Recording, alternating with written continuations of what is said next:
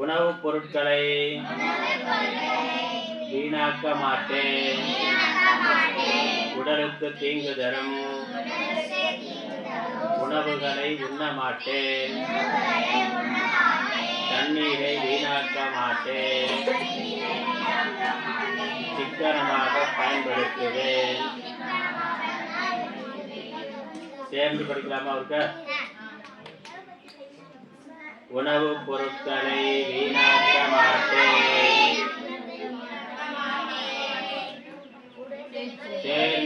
சேர்ந்துனாக்கா 50 பேரும் சேர்ந்து ஒரே குரல்ல படிக்கணும். வேற எதுவும் பேசக்கூடாது. ரைட்டா? ஆரம்பிக்கலாமா? ரெடி?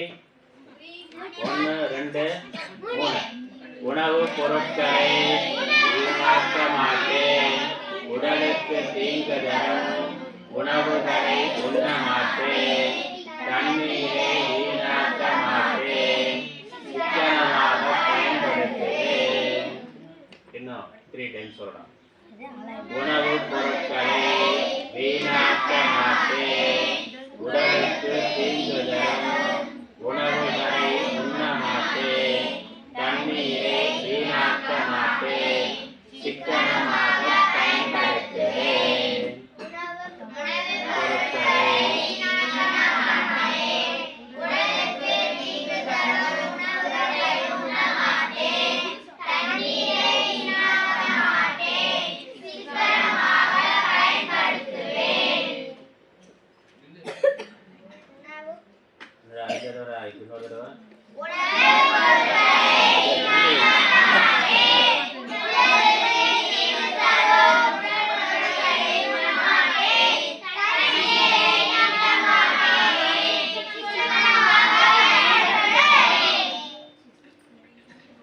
உணவுப் பொருட்களை வீணாக்க மாட்டேன். என்ன அர்த்தம் தெரியுது?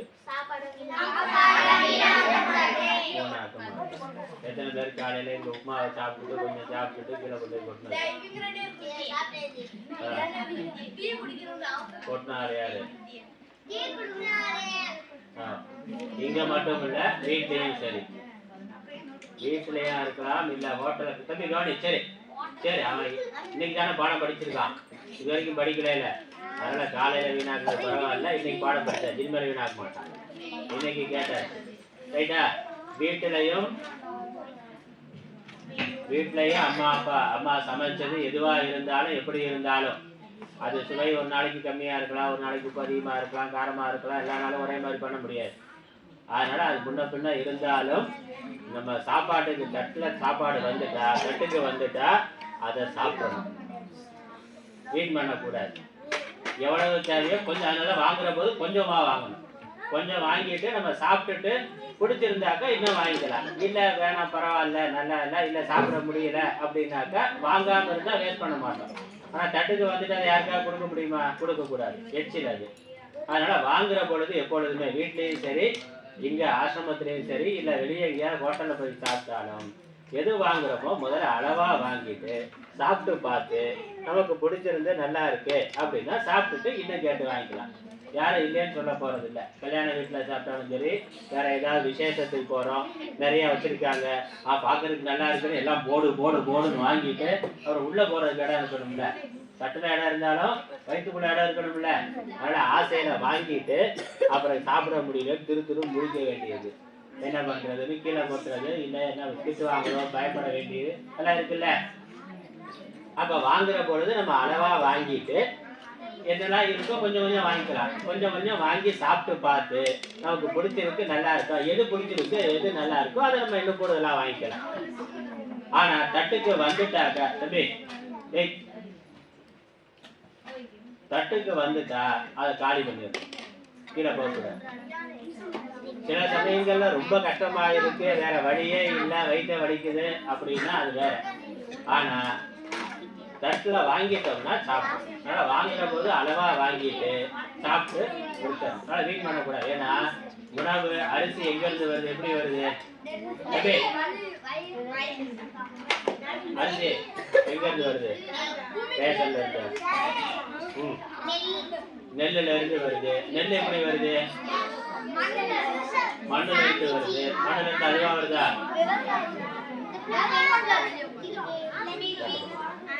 இப்போ ஒருத்தர் கஷ்டப்பட்டு அதுக்காக உழைக்கிறாங்கல்ல, நம்ம கிராமத்துல இருக்கோம், நமக்கு தெரியும். நம்ம அம்மா அப்பா இல்லை தாத்தா பாட்டி மாமா வயல்வெளியில அந்த சேருல சகதியில இருந்து அதை தண்ணி பாய்ச்சி அதை உழுது அரிசி நெல் போட்டு அது வளர்ந்து வர்ற பொழுது அதை பாதுகாத்து மருந்தடித்து எவ்வளோ கஷ்டப்படுறாங்க. ஒரு அரிசி ஒரு நெல் உற்பத்தி பண்ணுறதுக்கு அவங்க எத்தனை நாள் 3 மாதம் கஷ்டப்பட்டு பார்த்துட்டு இருக்காங்கல்ல. ஆடு மாடுங்க ஏன் பார்க்குறாங்க, பறவை கொத்திடாமல் பார்க்குறாங்க, வேற பூச்சி புழு வராமல் மருந்தடித்து பார்க்குறாங்க. இப்படி வேலை செஞ்சு அவங்க கஷ்டப்பட்டு உழைச்சி பார்க்குறாங்க. 3 மாதம் உழைப்பு அவங்களுக்கு அதானே. 3 மாதம் கஷ்டப்பட்டு அவர்கள் பக்கத்தில் இருந்து பார்த்து உழைத்து கஷ்டப்பட்டு உற்பத்தி பண்ணி கொடுக்குறாங்க. நம்ம சர்வசாதாரணமாக தூக்கி போட்டுறோம் இருக்குல்ல. அது மட்டும் இல்லை, அப்புறம் அதுக்கு இன்னும் எத்தனையோ பேர் உழைக்கிறாங்க. கரண்ட் பாய்ச்சணும்னாக்கா, தண்ணி பாய்ச்சணும்னா கரண்ட் வேணும். கரண்ட்டுக்கு இபி ஆஃபீஸில் யாரோ ஒருத்தர் வேலை செஞ்சுக்கிட்டு இருக்கிறார். கரண்ட் உற்பத்தி பண்ணுறதுக்கு அனல் மின் நிலையத்தில் யாரோ வேலை செஞ்சுக்கிட்டு இருக்காங்கல்ல. அப்புறம் அதை அறுவடை பண்ணுறதுக்கு அதுக்கெல்லாம் நிறைய பேர் வேலைக்கு உதவிக்கு வேலைக்கு உதவி வேலை பண்ணுறாங்கல்ல. அதுக்கப்புறம் அதை எடுத்து அதை அரிசியை நெல்லை அரிசியாக்குறதுக்கு யாரோ ஒருத்தர் வேலை பண்ணுறாங்க. அரிசி ஆனதுக்கப்புறம் அது மூட்டைக்கு குடோனுக்கு போய் அங்கேருந்து கடைக்கு வர்றதுக்கு யாரோ ஒருத்தர் சுமந்துட்டு போகிறாங்க.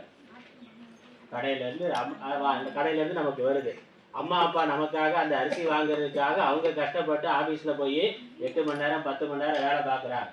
வேலை பார்த்து பணம் சம்பாதிச்சுட்டு கொடுக்குறாங்க. இவ்வளோ இருக்குல்ல. நெல் அரிசி சாதாரணமாக வருது. அரிசியோ பருப்போ காயோ கீரையோ பழமோ எதுவாக இருந்தாலும் அதுக்கு பின்னாடி 10 பேர் 100 பேர் 1000 பேர் நம்ம கண்ணுக்கு தெரியாமல் உழைச்சிக்கிட்டு இருக்காங்க. நம்ம போட்டிருக்க ட்ரெஸ்ஸு நம்ம ஈஸியாக கடையில் போய் ஒரு ரெடிமேட் ட்ரெஸ் கொடுங்க 100 ரூபா கொடுத்துட்டு வாங்கிட்டு வந்துடுறோம். அந்த ட்ரெஸ்ஸுக்கு எத்தனை பேர் வேலை செஞ்சுருக்காங்க? ட்ரெஸ் எங்கேருந்து வருது?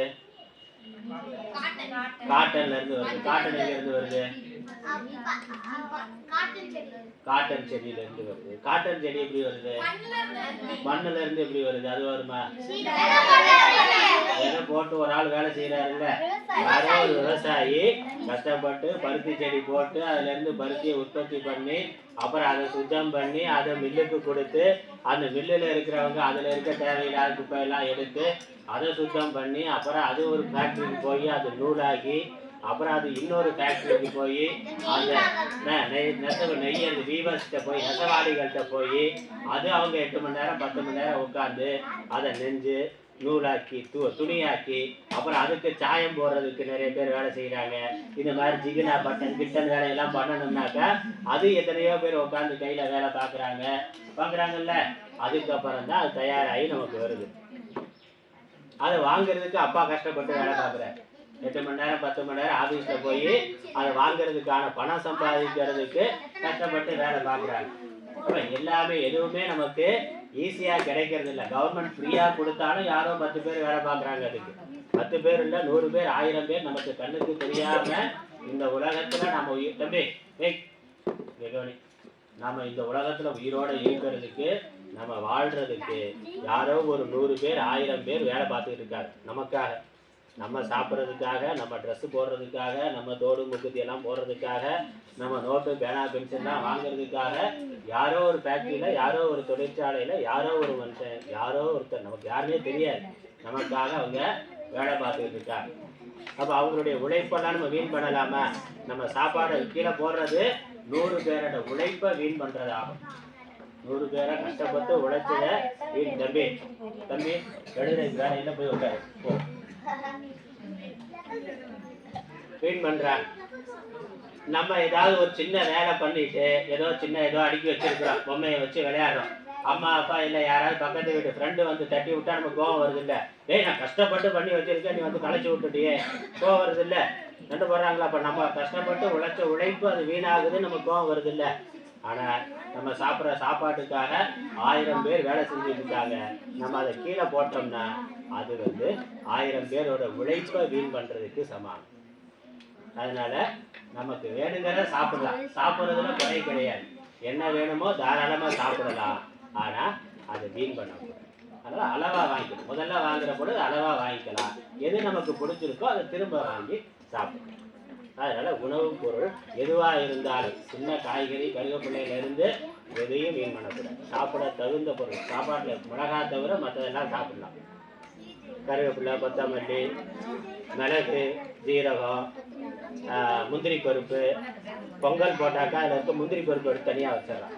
பாயசத்தில் இருக்க முந்திரி பருப்பு எடுத்து தனியாக வச்சிடலாம். பிடிக்காது. எவ்வளோ சத்து இருக்குது தெரியுமா முந்திரி பருப்பில்? அப்போ அதெல்லாம் சாப்பிட்றது தான், எல்லாமே சாப்பிட்றது தான். அது மட்டும் இல்லை,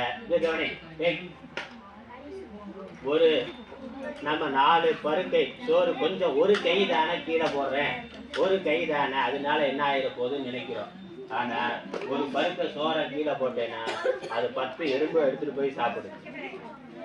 ஆமா, எறும்பு தூக்கிட்டு போகுது இல்ல. ஒரு சின்ன மிச்சர் துண்டு கீழே இருந்தால் நமக்கு ஒரே ஒரு சின்ன பீஸு தானே, அவ்வளவு தானே நினைக்கிறோம். அதை 10 எறும்பு எடுத்துட்டு போய் அதோட வீட்டில் வச்சு ஒரு வாரத்துக்கு வச்சு சாப்பிடுது. அதுக்கு அது ஒன்றும் பண்ணாது. நம்ம ஃப்ரிட்ஜில் வச்சு வச்சு ஒரு மாதத்துக்கு வச்சு சாப்பிட்றோம்ல, அது உள்ள ஃப்ரிட்ஜு வச்சிருக்கு. அதோட எறும்பு புத்துக்குள்ளே போனால் அது கெட்டு போகாமல் இருக்கிறதுக்கு வச்சிருக்கு, வச்சு சாப்பிடும். அப்போ நமக்கு ஒரு கை சோறு அது பல உயிரினங்களுக்கு ஒரு வார சாப்பாடு இருக்குல்ல. யாரோ ஒருத்தர் ஹோட்டலில் பார்க்குறோம், பணக்காரவங்க வசதியானவங்க சினிமாலெல்லாம் காமிக்கிறாங்கல்ல, நல்லா பெரிய ஹோட்டலில் போய் சும்மா பாதி சாப்பிட்டுட்டு, பிரியாணி பாதி சாப்பிட்டுட்டு, சப்பாத்தி பாதி சாப்பிட்டுட்டு அப்படியே வச்சுட்டு போயிடுறான். ஆனால் அது எத்தனை பேருக்கு? 4 பேர் அந்த சாப்பாடு கூட இல்லாமல் வாசலில் 2 பேர் பிக்ஷக்காரங்க உட்காந்துருக்காங்க. தெருவில் குழந்தைகள் போகுது, பார்க்குறோம்ல. ஒரு வேளை சாப்பாடு பஸ் ஸ்டாண்டெல்லாம் ஏன் சாப்பிட்றதுக்கு ஏதாவது கொடுங்கன்னு கேட்டு இருக்காங்க. அவன் வந்து 500 ரூபா 1000 ரூபா சாப்பாடை வீண் பண்ணுறான். எறும்புக்கு அது ஒரு வார சாப்பாடு. டேய் தம்பி, கவனி, ஏன் பேசிட்டே இருக்கு, விளையாடாம கவனி. நோட்டை முடியும், எழுதிட்டா நோட்டை முடியும், நோட்டுக்கு வேற கிடையாது. அப்போ என்னது கவனி, சாப்பாடு அதை உற்பத்தி பண்ணுறதுக்கு பலர் கஷ்டப்பட்டு உற்பத்தி பண்ணி கொடுத்துருக்காங்க. அந்த உணவுப் பொருளை வீணாக்கிறது, அவர்களுடைய உழைப்பை வீணாக்கிறது, அவர்களுடைய நேரத்தை வீணாக்கிறது. நமக்காக 8 மணி நேரம் வேலை செஞ்சு கொடுத்துருக்காங்க. அப்போ அவர்களுடைய நேரத்தை நம்ம வீண் பண்ணுறோம். அப்புறம் பல பேர் சாப்பாட்டை நம்ம வீண் பண்ணுறோம். அந்த எறும்போட சாப்பாடை நம்ம கீழே போட்டோம்னா, சாக்கடையில் போட்டோம்னாக்க யாருக்குமே பயன்படாமல் போயிடும். அப்போ அதை நம்ம வீண் பண்ணுறோம். அதனால் உணவுப் பொருளை வீண் பண்ணக்கூடாது. யார் எத்தனையோ பேர் சாப்பாட்டுக்கு இல்லாமல் கஷ்டப்படுறோம். நம்ம இப்போ இருக்கு, நம்ம உணவுப் பொருளை வீண் பண்ணோம்னாக்கா நமக்கு ஒரு நாள் சாப்பாடு கிடைக்காம போயிடும். இவனுக்கு சாப்பாட்டோட மதிப்பு தெரியல, அதனால கொடுக்க வேணான்னு கடவுள் கொடுக்குற ரேஷனை நிறுத்திடுவார். கடவுள் நமக்கு ரேஷன் கொடுக்குற சாப்பிட்றதுக்கு ரேஷன் கடையில் கொடுக்குற மாதிரி கடவுள் நமக்கு அப்பப்போ சாப்பாடு கொடுத்துட்டு இருக்கிறார். நம்ம அதை வீண் பண்ணோம்னா அதோட மதிப்பு அம்மா அப்பா பண்ணுறாங்கல்ல. நம்ம பொருளை வாங்கினோம்னா சரியாக பயன்படுத்தலைனாக்கா உனக்கு அதை பயன்படுத்த தெரியல, இனிமேல் வேண்டான்னு வாங்கி பீரோவில் வச்சிடுறாங்க. இல்லைன்னா திரும்ப உடஞ்சி போச்சுன்னா புதுசாக வாங்கி தர மாட்டேங்கிறாங்க. நீ அதை சரியாக பயன்படுத்தலை, வீண் பண்ணுற, வேஸ்ட் பண்ணுற, அதனால் உனக்கு அது வேண்டாம், அதோட மதிப்பு தெரியலேன்னு சொல்லி வாங்கி கொடுக்காம விட்டுறாங்கல்ல. அதே தான் கடவுளும் பண்ணுவார். நம்ம சாப்பிட்ற உணவை வீண் பண்ணோம்னா கடவுள் வந்து இவனுக்கு சாப்பாடோட மதிப்பு தெரியலை, அதனால் யாராவது இல்லாதவங்களுக்கு கொடுக்கலாம், அதோட மதிப்பு தெரிஞ்சவங்களுக்கு அதை கொடுக்கலாம் அப்படின்னு நமக்கு கொடுக்கறத நிறுத்திடுவார். அதனால் வீண் பண்ணக்கூடாது, உணவுப் பொருளை வீண் பண்ணக்கூடாது. அதே மாதிரி தான் தண்ணீரும் நமக்கு வந்து மழை பெய்யுது, தண்ணீர் வருது. மழை பெய்யாமல் போயிட்டா, 1 வருஷம் 2 வருஷம் மழை பெய்யாமல் போயிட்டாக்கா எவ்வளோ கஷ்டம். இப்போ நம்ம ஆத்தோரம் இருக்கிறதுனால ஆற்றுல தண்ணி போகுது, பிரச்சனை இல்லை. இன்னும் சென்னை மாதிரியான நகரங்களில் ஆறே கிடையாது, அது நிலத்தடி நீர் தான் எடுக்கிறாங்க. அதுவும் பார்த்தோன்னா லாரியில் கொண்டு வந்து ஊற்றுறான். லாரியில் அரண்மனை புதிலே அப்படித்தானே வருது இல்லை, வெளியேருந்து வருதில் வாங்குறோம்ல. தண்ணி இல்லைனாக்கா கவர்மெண்ட்டில் 1 வாரம் தண்ணி வரலைனாக்கா கொண்டு வரணும். வெளியே இருந்து காசு கொடுத்து வண்டியில் கொண்டு வந்து வாங்க வேண்டியிருக்கு. 1 குடம் தண்ணி 1 ரூபாய்க்கு வாங்குறாங்க. 1 ரூபா 2 ரூபான்னு காசு கொடுத்து 1 குடம் தண்ணி வாங்குறோம். நம்ம தண்ணி குடிக்கிறதுக்கே வாட்டர் பாட்டில் 20 ரூபா 25 ரூபா கொடுத்து வாங்குறோம்ல. இப்போ தண்ணீரும் விலை மதிப்பில்லாதது, உணவு விலை மதிப்பில்லாதது, தண்ணீர் விலை மதிப்பில்லாதது.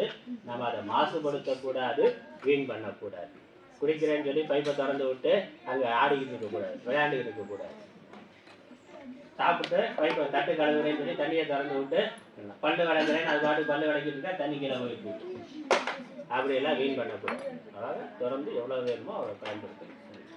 இல்லை நம்ம ரோட்டில் போகிறோம், தெரு குழாய் வந்து திறந்துருக்கு, தண்ணி கீழே போயிட்டு இருக்குனாக்கா நம்ம அதை மூடி வச்சுட்டு போகணும். அது நமக்கு சம்மந்தம் இல்லை, ஆனால் வீணாக தானே போகுது. வீணாக போகிறது யாருக்கும் பிரயோஜனம். அதுக்கு பின்னாடி யாரோ உழைக்கிறார்.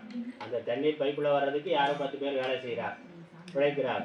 ஆனால் அது வீண் பண்ணாமல் எங்கேயாவது வீணாக ஆச்சுனாக்கா நாம் அதை நிறுத்தணும். நாம வீண் பண்ணக்கூடாது. தட்டுக்கு எவ்வளவு, தட்டு கழுவுறதுக்கு எவ்வளவு தண்ணீர் தேவையோ அவ்வளவு பயன்படுத்தணும். குளிக்கிறதுக்கு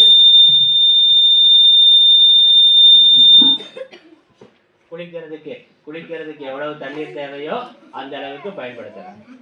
ஒரு வாடி தண்ணி போதுன்னா அவ்வளவு பயன்படுத்தினா போதும். துணி துவைக்கிறதுனாக்கா துணி துவைக்கிறதுக்கு எவ்வளவு தேவையோ அவ்வளவு பயன்படுத்தினா போதும். அதுக்கு மேல பயன்படுத்துறது வீண் பண்றது இதா.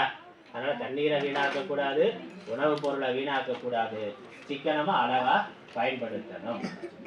அதுக்கப்புறம் என்ன சாப்பிடலாம்னா, எது உடம்புக்கு சாப்பிட்றது எதுக்கு? உடம்பு ஆரோக்கியமா இருக்கணும், சுறுசுறுப்பா இருக்கணும், உற்சாகமா இருக்கணும், நோய் வராம இருக்கணும், நல்லா பலமா இருக்கணும். அதுதானே சாப்பிட்றோம். சாப்பிட்றதுக்காக சாப்பிட்றோம், நல்லா நாக்குக்காகவா? சாப்பிட்றது நாக்குக்கு டேஸ்டா இருக்கு. சாப்பிட்றது எதுக்காக சாப்பிட்றோம்? நாக்குக்காக சாப்பிட்றோமா, வயிற்றுக்காக சாப்பிட்றோம்? வயிற்றுல சாப்பிட்றது எங்க போகுது? நம்ம போடுற இட்லி வயிற்றுக்கு போகுது. அப்புறம் அந்த இட்லி எங்க போகுது? வயிற்றுக்குள்ள இருக்க இட்லி எங்க போகுது? என்ன ஆகுது? ஜீரணமாயி மலமா வெளியே போகுதா? ஜீரணம் போடுற இட்லி உள்ள ஜீரணம் ஆகுது. ஜீரணம் ஆனதுக்கு அப்புறம் அதுல இருக்க சக்கை தேவையில்லாதது வெளியே போகுது. ரைட்டா? கரும்பு ஜூஸ் புடிஞ்சாக்கா ஜூஸ் எடுத்துட்டு சக்கை தேவையில்லை வெளியே போகுது. அதே மாதிரி நாம போற இட்லி தோசையில இருக்கக்கூடிய ரசம், அந்த சாறு சத்தை உடம்பு ஜீரணம் பண்ணி எடுத்துக்குது. சக்கை வெளியே மலமா கழிவா வெளியே போயிடுது.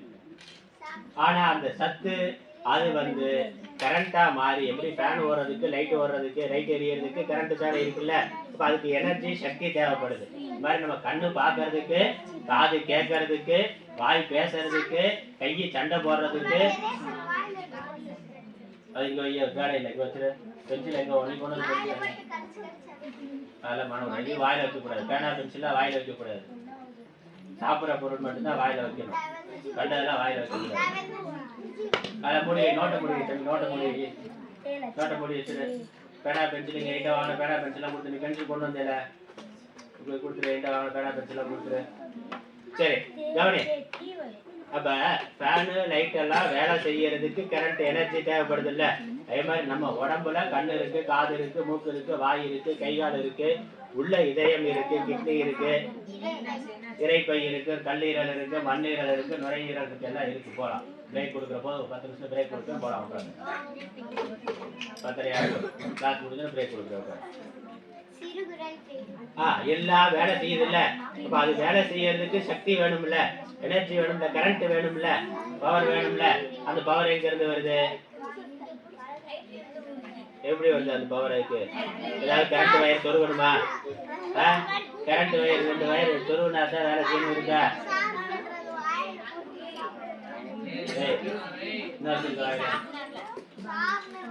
தம்பி அடுத்த வாரம் அவனை கூப்பிட்டு வராங்க, அங்கே கூப்பிட்டு வந்துடுறாங்க. அங்கே கிளாஸ்க்கு வந்தால் போதும், இங்கே கிளாஸ் வராங்க. நீ பெரிய ஆளா 5வது போகிற போது இங்கே வந்தேன்னா போதும். ரைட்டா? அங்கே வீட்டில் விளையாடுது.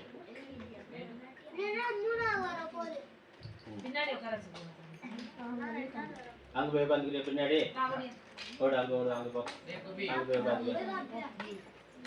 சரி கவனி. இப்போ நேரமாச்சு, இங்கே கவனிங்க. அப்ப நம்ம சாப்பிட்ற உணவு இட்லியோ, தோசையோ, அரிசியோ, பருப்போ, காயோ, சுண்டலோ எதுவா இருந்தாலும் வயிற்றுக்குள்ள போகுது. வயிற்றுக்குள்ள அது ஜீரணமாகி அது கரண்டா, சக்தியா, பவரா மாறி இந்த உடம்பு செயல்படுவதற்கு அது போகுது. வச்சிரு அங்கேயே வச்சிரு.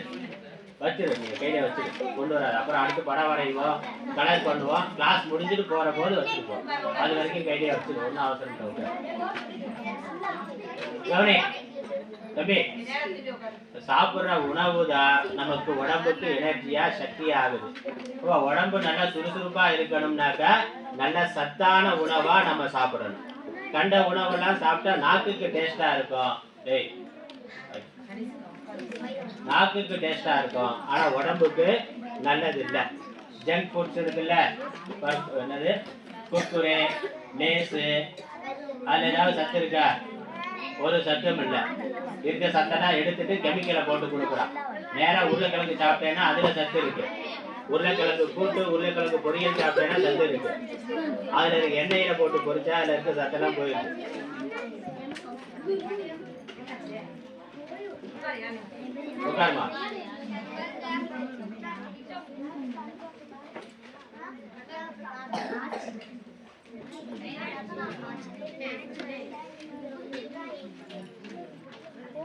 அமைதி.